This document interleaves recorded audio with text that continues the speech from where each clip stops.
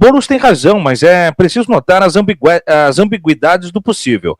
Nossos governos caminharam, realizaram tanto e o país foi para a extrema-direita, diz a Daniela Valentim. Esse é um bom ponto que já quero falar com o Ricardo. E aí o Fernando Baia diz o seguinte, ó.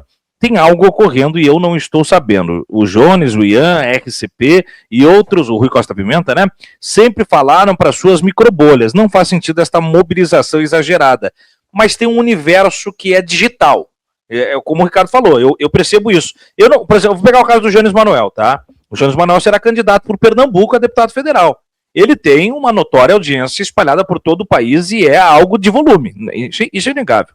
Se isso se transfere por um patrimônio eleitoral para conseguir eleger ele deputado no estado dele, eu tenho dúvidas. Eu tenho dúvidas. Porque, vamos lá, se fosse assim, qualquer pessoa notória estaria eleita, né? Qualquer influencer estaria eleita. A gente sabe que naufragaram algumas campanhas assim, né? O universo digital, ele não representa necessariamente o eleitor, né? O perfil eleitoral. Especialmente porque, vamos pegar uma coisa, quanto mais o cara é polêmico, e essa turma é polêmica, mais também ele tem seguidores do espectro contrário. Né? Eu sei porque venho do jornalismo esportivo, e é muito similar nesse sentido. Ricardo, você tá trabalhando lá, sei lá, eu sou colorado, né, identificado com o Internacional, narro os jogos do Inter, e tem uma galera do Grêmio que me segue, que segue de perto para odiar. Então, certamente, tem muita gente que segue o Jones Manuel, que é da direita, que é da extrema-direita, que é não sei o que tá ali, para saber onde o cara tá indo, para espizinhar, para ver ele debater, para tentar encontrar o prejuízo dele, assim como muitos de nós acompanham os Bilinski da vida, esses caras também. Então, né, casos e casos. O recado anterior, eu vou pedir pra gente debater aqui, o Ricardo. Gente, vamos lá, vamos pingar, hein? O Boulos tem razão, mas é preciso notar as ambiguidades do possível. Os governos nossos caminharam, realizaram tanto e o país foi para a extrema-direita. Errado não tá. Mas por quê? O país foi para a extrema-direita porque o país acreditou numa grande mentira nacional e essa grande mentira levou à demonização da esquerda. Porque hoje, quando você fala fora do ambiente em que as pessoas estão mais próximas da política, quando você fala com o cidadão comum que não liga muito para a política, e pergunta sobre a esquerda ou sobre o PT, ele associa a corrupção. Porque foi criada uma aura, um ambiente. Eu já vi isso acontecer outras vezes. Eu já vi isso acontecer no nível municipal, a campanha ser tão intensa, né, tão forte, que ela leva as pessoas a acreditar naquilo. E o que aconteceu... Vamos pegar o exemplo da condenação do Lula, gente. Pelo amor de Deus. Ontem eu vi o Tarcísio de Freitas falando que o Lula comandou o maior esquema de corrupção do Brasil. Por que ele não foi denunciado por isso? Por quê? Porque nunca apareceu numa denúncia do Ministério Público que o Lula era, a não ser no PowerPoint, né, naquele famoso PowerPoint, lá apareceu. Mas, assim, ele não foi denunciado por comandar esquema nenhum. Ele foi denunciado e condenado ilegalmente por conta de um apartamento que diziam que ele tinha recebido, que inclusive é uma história repetida. Já aconteceu no passado do Brasil, essa história de que o presidente ganhou um apartamento. Então, assim, nem criativos eles foram. A extrema-direita levou o Brasil para o lado dela à medida em que ela tomou as redes sociais e tomou com a cumplicidade das plataformas, né, e passou a parecer ser maior do que é. Também, do mesmo jeito que a gente está falando do pessoal da extrema-esquerda aqui, que eles parecem maiores do que são nas redes sociais, a extrema-direita mais ainda, porque ela domina a plataforma.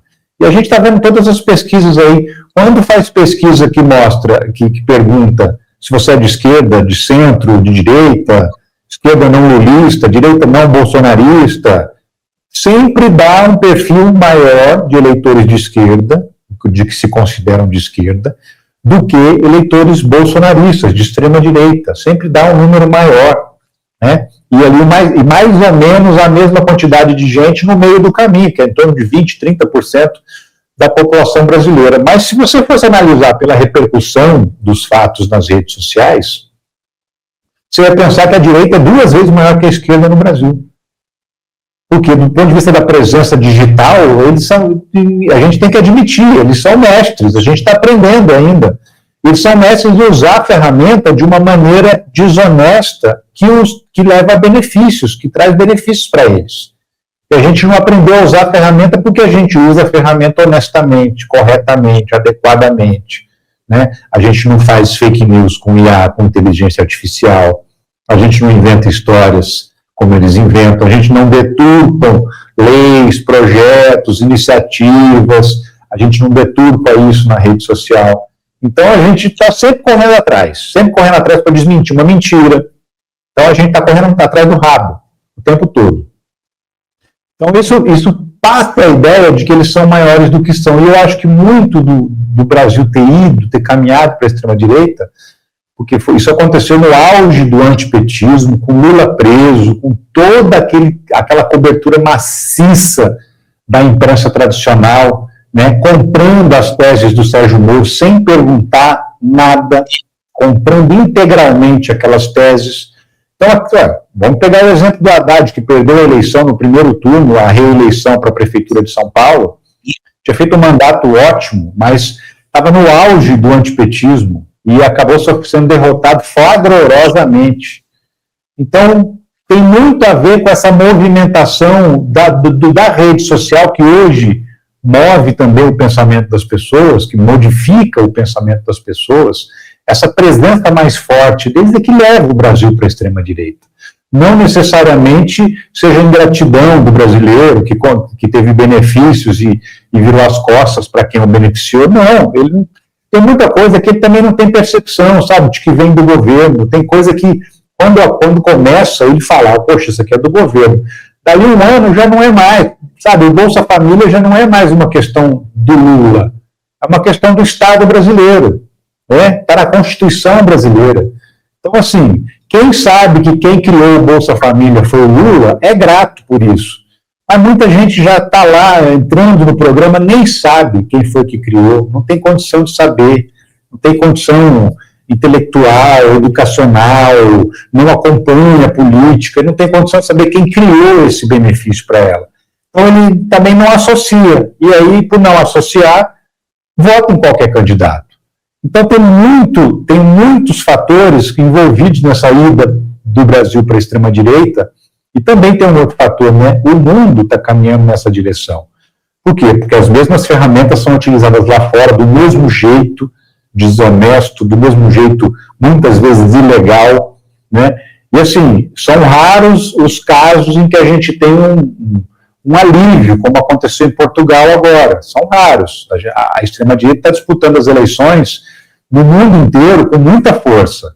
A gente tem que entender esse processo que está acontecendo com o mundo, né? E aprender com ele para poder reverter. Mas, assim, eu justifico muito dessa ida do Brasil à extrema-direita a grande mentira da Lava Jato, que foi espalhada no país inteiro e criou um ambiente de antipetismo como nunca tinha existido antes. E talvez nunca vai existir novamente no futuro, porque isso já deu uma diminuída, mas assim, do jeito que foi feito, e com a comprovação dos erros da investigação, isso tudo escancarou tudo que foi feito, a Vaza Jato escancarou o que o Sérgio Moro fez. Vai ser difícil o brasileiro cair numa outra Lava Jato, acreditar de novo. Eu espero, pelo menos. Mas há um cheiro no ar para 2026, e isso passa muito pela tônica do caso Master, né? E também do INSS, sempre uma tentativa de atrelar. Aliás, por todos os movimentos da direita, hoje mesmo Gustavo Gayer foi condenado pela justiça, né, por dizer lá em 2024 que um atentado, um ataque a tiros a um candidato da extrema-direita lá em Angra dos Reis, veja, o cara é deputado por Goiás, mas ele garantiu que o cara que tomou tiros em Angra dos Reis foi atingido por traficantes criminosos do PT, porque são não sei o quê, teve que pagar 10 mil reais de multa agora, acho pouco, inclusive, né? Pode recorrer da decisão, mas o fato é que o juiz determinou que ele extrapolou o direito da liberdade de expressão e das prerrogativas parlamentares a partir dessa acusação. Acho isso muito importante da gente destacar. Mas esses caras estão sempre usando isso. Só que aí vem essa tônica da mídia hegemônica no consórcio envolvendo toda essa estrutura do Banco Master, que tenta o tempo inteiro atribuir ao governo federal uma relação promíscua com o Vorcaro, quando tudo encaminha para os caras do Centrão, para os caras da extrema-direita, assim como o Lulinha virou, em caso de incêndio, quebra o vidro, no caso do INSS. Tá pairando no ar uma tentativa de emplacar uma Lava Jato 2.0, Ricardo? Estão tentando sim, com certeza. A ideia é essa, a CPI do Master, que querem tanto abrir, é justamente para criar um circo, criar um ambiente de muita mentira, de muita exposição midiática, para poder plantar essa narrativa, ainda mais no ano eleitoral, né?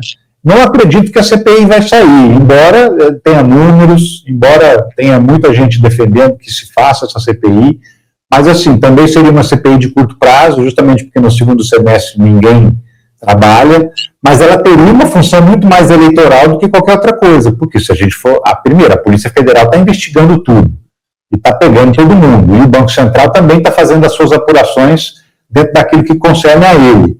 Então, assim, já está sendo investigado. CPI a gente sabe, é só para poder fazer exposição das provas, é para poder jogar no ventilador tudo que tem, né? E muitas vezes o que não tem também, porque se é inventado ali na própria CPI.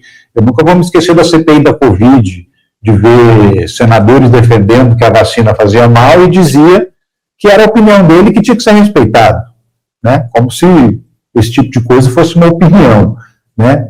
Enfim, CPI serve para disseminar a historinha, e essa é uma tentativa de fazer do Banco Master uma nova Lava Jato. Mas eu acredito que não vão conseguir não, Thiago. Eu acredito que não vão conseguir porque eles próprios estão muito envolvidos. O Centrão, a extrema-direita, está muito envolvido e não vai ter como esconder esse envolvimento. Então é melhor que essa investigação fique lá fechadinha na sala da Polícia Federal do que exposta em cadeia de TV e rádio pela TV Câmara para todo mundo ver. Então, assim, por conta desse envolvimento do Centrão, que é completo, total.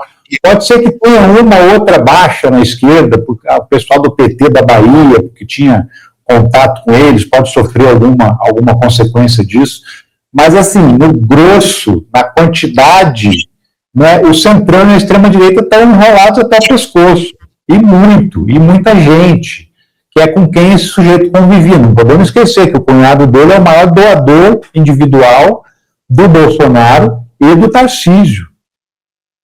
Então, assim, é óbvio de que lado eles estão. É óbvio com quem Daniel Valcárcel gostaria de estar do lado.